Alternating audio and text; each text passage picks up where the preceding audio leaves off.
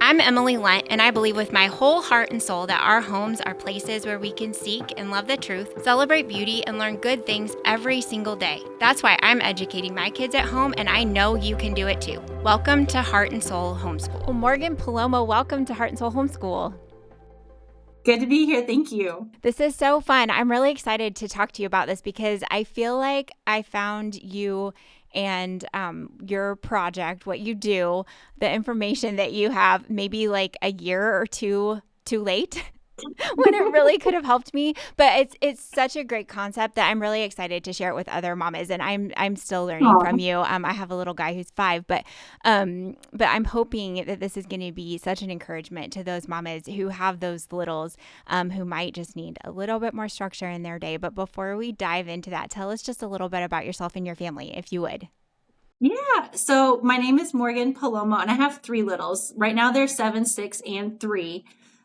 We live in Tennessee. It's always been a lifelong dream of mine to land in Tennessee. So I met my husband in college. We went to York College out in Nebraska. I got a degree in math, and he got his in biblical studies. And we have moved around a lot, but managed to settle down in Tennessee. I hope we're here to stay. So we're enjoying it. And I just stay home full time. Right now he's driving for FedEx. He's a semi driver over the road. So Gotcha. So Tennessee is a great place. We just vacationed there. It's one of our favorite places to go, and it's just a beautiful state. So I'm glad you ended up where you wanted to. Dreams come true, right? yes, I love it. It's beautiful and the community is amazing. I love that we have so many options for churches in the homeschool community. Like it's just a really great culture here. Yeah, the people are great. So, talking about dreams come true, let's start off with that because a really common story that I hear from homeschool moms is that they're sort of accidental homeschoolers. They never set out to do this, but that's not your story, right? Right. So I grew up homeschooled most of my life. My parents pulled me out of public school to try homeschooling when I was in 3rd grade. And then after like 5th or 6th, they gave us the option whether we wanted to continue staying home or return to public school. And I just loved being homeschooled. I was very independent in my studies. My mom kind of assigned us the work for the week. And I was able to just take my school, disappear, work through my lessons independently. And I really enjoyed that. I ended up going back to public school in 10th grade to play sports because sports were not offered to homeschoolers in my area. But just having that taste of it, and I was an oldest, so I loved helping my younger siblings with school. And then my mom ran an in-home daycare, and we did foster care. So I had a lot of experience with younger kids, and I loved helping them with homework. And then I was a tutor through high school. And then when I got my degree in math, I was the work study for the head of the math department. So I helped tutor. So I always had the like teacher nature in me, and it wasn't based on conviction. It was just that I wanted to be the one teaching my kids because I love teaching so much. And I was like, if it's as fun with other people's kids, I think it's going to be even more fun with mine. So when I met my husband, before we even started dating or anything, I was like, I don't care where we live. I don't care if we're poor, but I just want to be at home homeschooling my kids. That's really big on my heart. And he was like, okay, we can work that out. So it's kind of been my hope. Yeah, it's an amazing story and it's kind of countercultural right now. I feel like Yeah. just putting that dream of being a mom, teaching our kids, it's not very common. It's not something that girls right now aspire to, but it's really, really beautiful when we see it lived out so well. And it's something that we should be sort of giving our kids permission to dream of those things. I have a daughter who's 8, and I constantly, am telling her, you can do anything that you want to do. You're smart. You could accomplish a lot of things in life. But if you just want to be a mom, not just, but if you want to be a mom, that's great. That's all you need to be. That's really the big job and the big calling that God has given women for at least a season in life. And so it's really neat to hear someone like you who dreamed of that and is getting to live that dream, and your passion and joy in that calling really shows. And I think Yeah. that encourages other women. Yeah, and I feel like my parents did a good job of laying that foundation. The way my dad honored my mom, like he always talked about her like she was doing the best, like the most fruitful work. And he always talked about it like, I do my work away from home so that she can do the good work in the home. So I had this imagery of being home with my kids is a very fulfilling and like a lofty calling to lean into.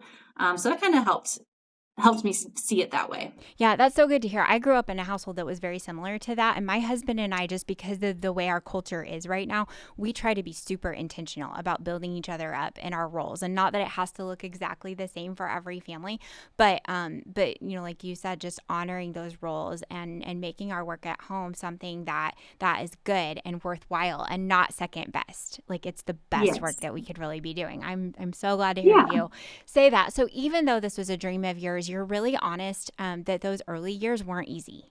Do you want to talk about They that were just a not. little bit? Because I think, again, that's something that as a culture, you know, even when women do want to stay home, we sort of have it pictured as it's this idyllic, you know, every moment is looking beautiful and perfect and all of that. And it's just not that way. It's hard, right? Yeah, and I was really caught off guard by that. I really thought since my values lined up with being at home, it was something that would just come naturally to me when the time came. But I thrived in the structure of college. I thrived in athletics. I was an auditor in a bank before we had babies. So I loved the constant feedback. I loved the idea of promotions. I loved having a boss, like looking over everything that I did and giving me that affirmation. And when I transitioned then into staying home full time, I felt so lost. Like it just felt like walking into a dark room where all of a sudden there was no clear expectations, there's no outline for how to spend my day. And I really, really struggled with the transition.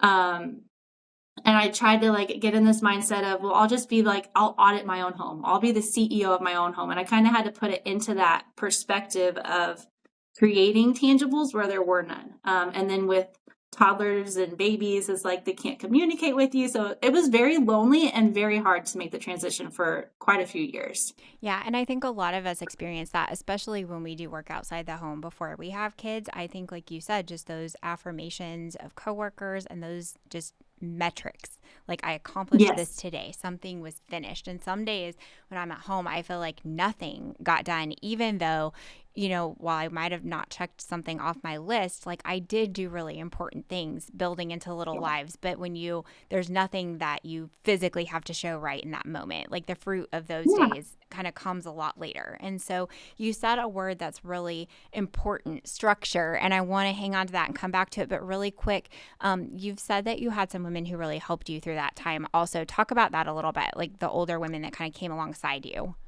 Yes. So, and a lot of that came in during my college years. We were in a really good community when I was first getting married and thinking about being a homeschool mom. It was like I could almost look back. It was almost like characters in the book. I had one woman who was amazing at cooking meals from scratch, and I got to kind of see her sit at her feet. And then I had another woman who let me stay with her for a little while, and she was amazing at organizing her home. So I was like taking bits and pieces from the women who were living out the life that I wanted to live one day. And I feel like I've modeled a lot of what I've learned how to pour into my home has come from those early mentors that I had, especially in my college years. And then, of course, my mom was always excellent at homeschooling us in those preschool years. Like she ran in-home daycare. So I got to take little bits and pieces of women who had there's these obvious strengths. And another thing that it did for me was that I saw like the woman who was really good at cooking hated cleaning. And the woman who was really good at organizing her home would never run an in-home daycare. So it also kind of relieved the stress of like, I know I'm not going to be good at all of the things, but I can take notes of the women who have these strengths and then learn how to lean into my strengths when the time comes. Yeah, that's really interesting. And what I'm hearing you say is that those women helped you sort of cast a vision for your life. They gave you lots of Yes. different ways that a home could look, lots of different ways that a family and a woman's role within that could look. And then you were able to sort of tailor that to your own giftings and the calling that you felt, which, again, I think in this world where we see on Instagram these perfect, you know, homes, perfect looking kids, perfect looking homeschool days, right? It looks like these women are doing it all. And if we're being Yes. honest, we really need to give ourselves a lot of grace because very few of us are capable of, like you said, being the great cook, the great homeschool, you know, the great homeschool mom, the great, Yeah. you know, you name it, right? Hmm. Absolutely. Yeah, and it took me a long time to find what my strengths were as well, because like I told you, I thrived in structure, but I'm very bad at creating the structure. Like I love when somebody gives me an outline that I can live in and I can just show up energetically.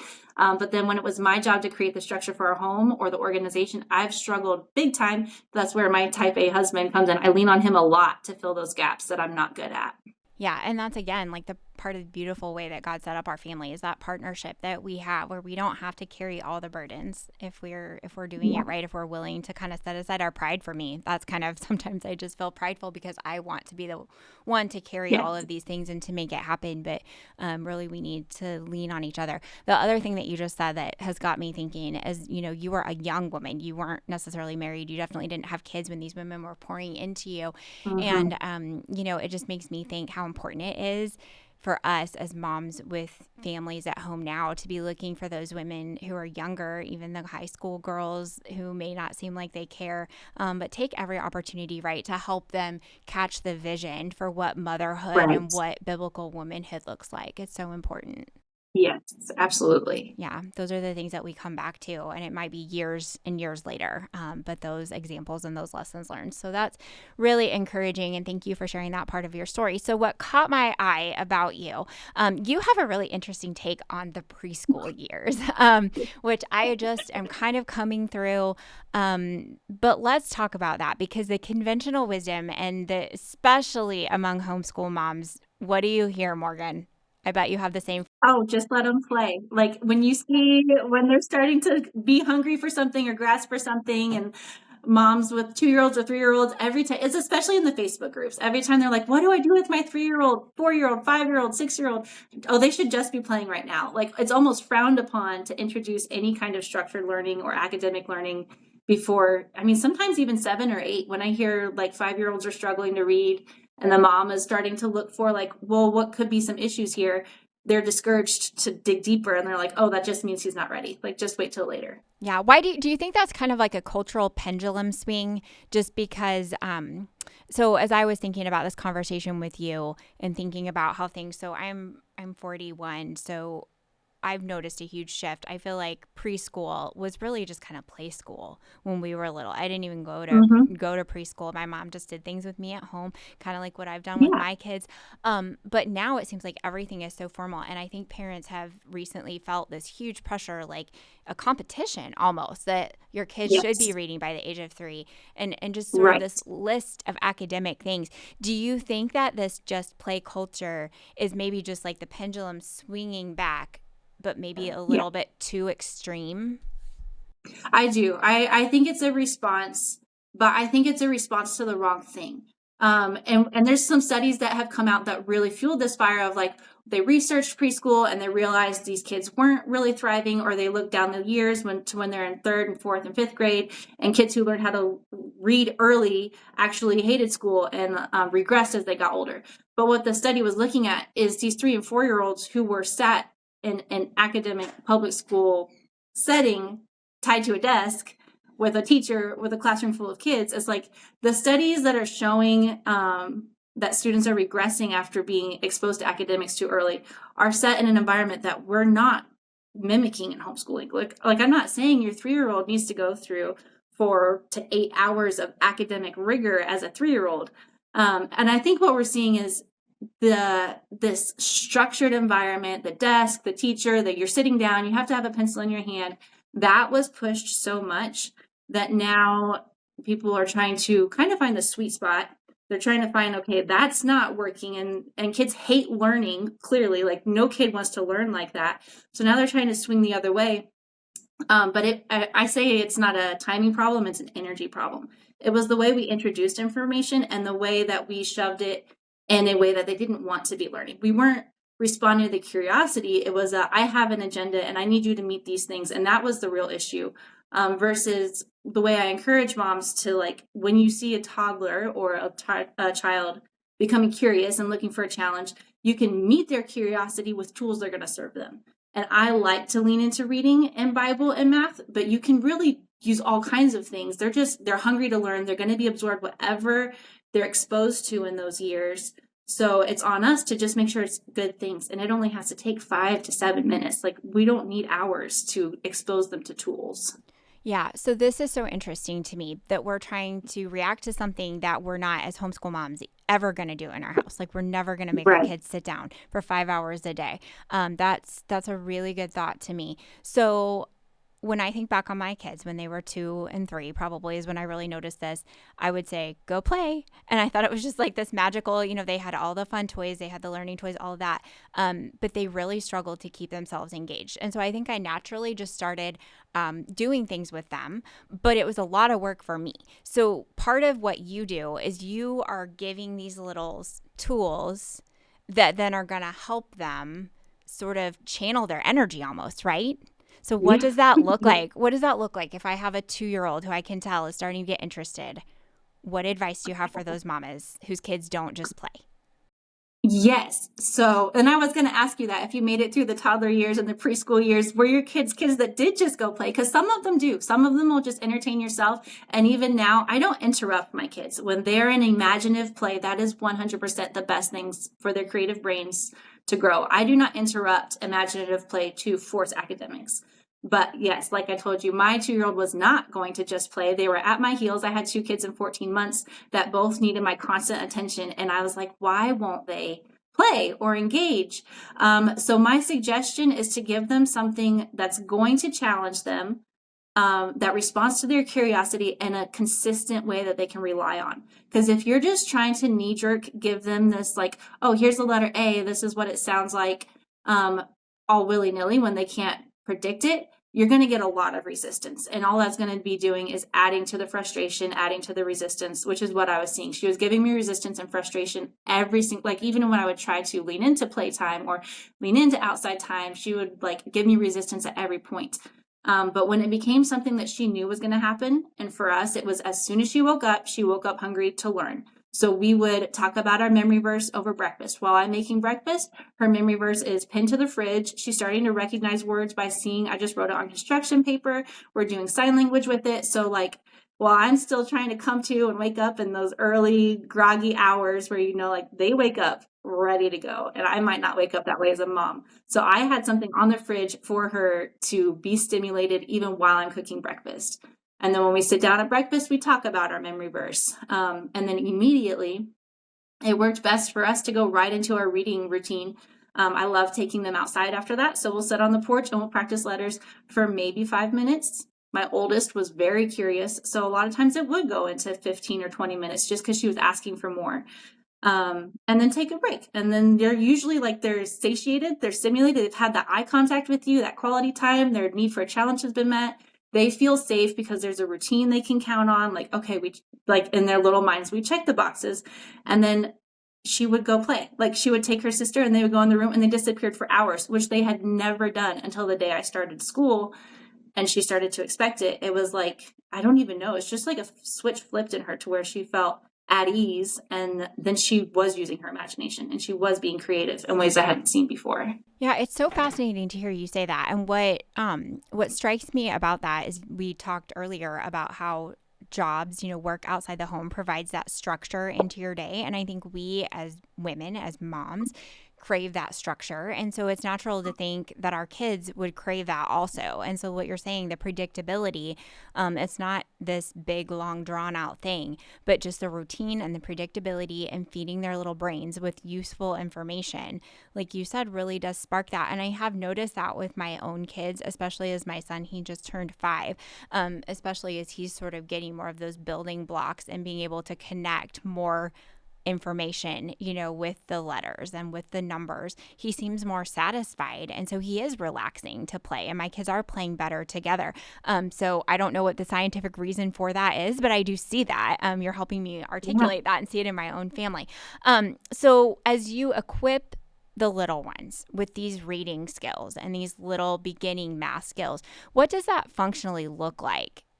Just so moms can recognize, because I've seen you doing videos with your littles, blends and that kind of thing. But that's kind of, I would never have thought of that. So what does it look like to start out with this? So you're asking like, what does a lesson look like day to day? Just what does that quick little 5-minute hit look like for them? Yeah. So a big thing, and I've learned a lot from the Toddlers Can Read Instagram page and Children Learning Reading Instagram page. We use the Children Learning Reading curriculum. So what they say is, instead of like when most kids are learning their alphabet song and they're learning letters by names, you just swap that. Instead of teaching letter names, you teach letter sounds, just like you would teach animal sounds. And that's why as early as 18 months or 2 years old, you can start giving them these tools, because when you say, this is the ah sound, this is the b sound, this is the k sound, it's a very easy step then to start blending these sounds together. Like, it's like you're telling a story. Like, when they see that shape, they think the sound, and then you show them, oh, these sounds work together to make a word that you know. That light bulb goes on pretty quick, and it's easy for, even like my son was 2 when I first started showing him these things. He's noticing letters on my shirt. And then he's starting to ask, well, what does that say? And then you're just leaning into that curiosity. Like, once they realize they have a tool that relates to their grown-up world, they're going to be asking. Mine all did ask for more. They get more curious. So it only takes 3 minutes or whatever. I'll show them the ah sound, and what we do is we practice tracing it with our fingers, so they're not just listening, but as many times as you can get their hands involved. That's also going to like wake up their little brains, and they love, of course, to use their hands as much as possible. So we just trace the letter with our fingers, practice the sound, and then once they have 2 or 3 sounds under their belt, you can show them how they start blending together, which is the hardest part of teaching reading, is how to blend sounds together. Mm-hmm. So what you're doing then is really helping them get over some of these hurdles, the hard things that come later, while they're maybe not afraid and they don't feel the pressure. Yes, we turn it into a game before they even understand that there's an expectation. We're playing blending games, we're putting on the refrigerator, and to them, it's just, like I said, their toddler minds, they learn so much faster in this season, to where that's why it makes me sad when people are like, oh, just wait until they're 5, 6, 7, 8. Like, but you've missed out on this season where you could have just given them the tools. I'm not saying they need to be proficient readers at 5 years old, but if they understand that letters have sounds and these sounds blend together to like make a bigger word, yeah, then when they're trying to sit down with a book, they've already gotten over some of these hurdles when it was just a game that they played with mommy for 5 minutes a day. Yeah, that's so neat, really neat. And so you do the same thing with numbers, right? And math, Yes. just to kind of get that stigma. Because I feel like when we started sort of formal math with my daughter, there was a little bit of hesitation there because it just seems so big all at once. But you're, again, Yeah. just kind of taking that fear away when there's no pressure. There aren't workbooks, there aren't little tests or anything like that. It's just fun. Yeah, yeah. So when I introduce numbers, I'm very intentional about, like, a lot of preschool materials, you'll be counting cars or you'll be counting these shapes. So you're getting numbers, colors, shapes all at once, which is kind of overwhelming, and it's hard to focus on the concept of numbers. So I introduce numbers with a dot pattern, to where they're seeing 1 has 1 dot, 3 has 3 dots and makes a triangle. So as soon as they're learning numbers, they're learning that association for the visual and the shape that goes with it. And then you see 7 is a dot triangle over a dot square. So they're seeing that 3 and 4 work together to make 7. So even though they're not knowing what addition is, they're starting to connect those dots literally before there's ever any pressure or having to think about what is the plus sign and all those things.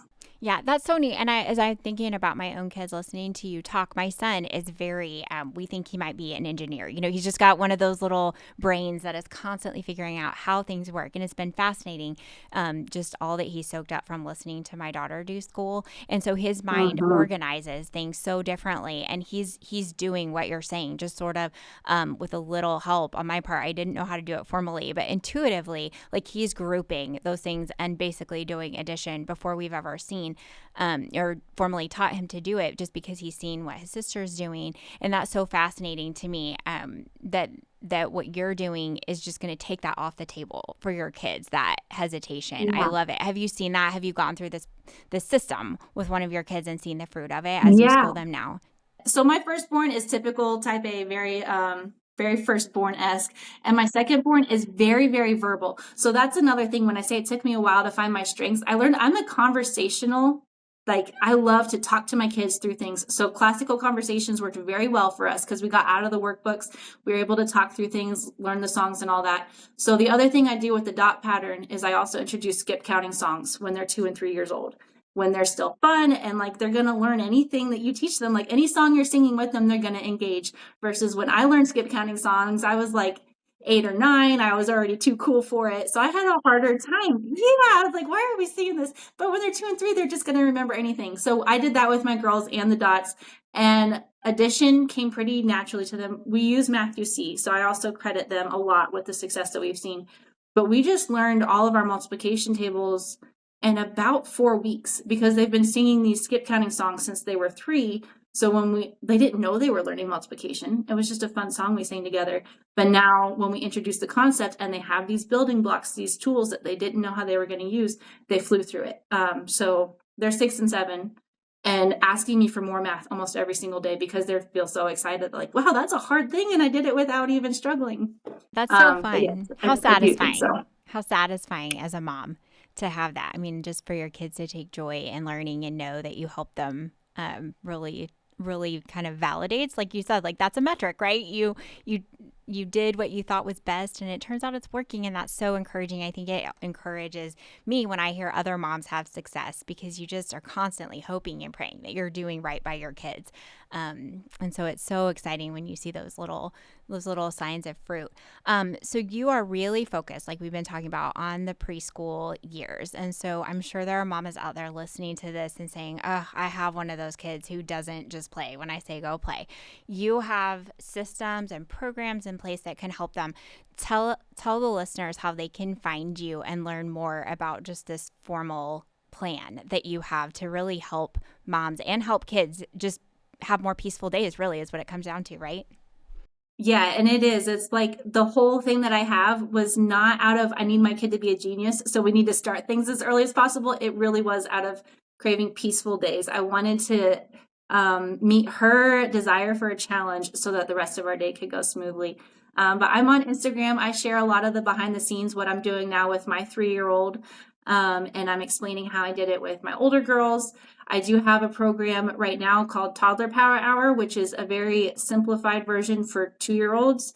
And then coming soon is the Preschool Power Hour with video lessons for absolutely everything. So if they got the workbook and opened it up, like I'm teaching them how to sign the memory verses. I'm teaching them how to sound out each sound, so that there's almost no guesswork. You can just go with the flow and next lesson. And it really only takes 15 to 20 minutes to do Bible, reading and some math introduction every day. Yeah, that's amazing. I love that you show this because I think, like we've talked about, it is kind of goes against the grain a little bit. And so just being able to see someone do it in real life is so, so helpful. So that's encouraging. I'll be sure to link back to that in the show notes. Do you want to, is there anywhere else besides Instagram that folks can find you, or is that the best way? No, I'm just on Instagram right now. Yep, that's about as much as I have the bandwidth for. Yes. Well, perfect. Morgan, this has been so encouraging to me as a mom, and just your spirit and the way that you're loving what you're doing and leaning into the calling that God's given you as a mom and a wife.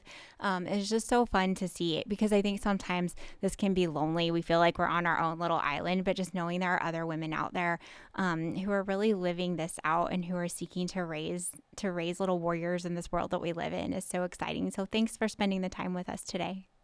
Yes, thank you so much for having me on. This was so much fun. It was. And for everyone else, I hope you'll join me next time for the next episode of Heart and Soul Homeschool. Heart and Soul Homeschool is a podcast presentation of the Herzog Foundation. The views and opinions expressed on the show are those of the host and guests and not necessarily the views of the Herzog Foundation. Be sure to like and subscribe to the show so you never miss an episode of Heart and Soul Homeschool.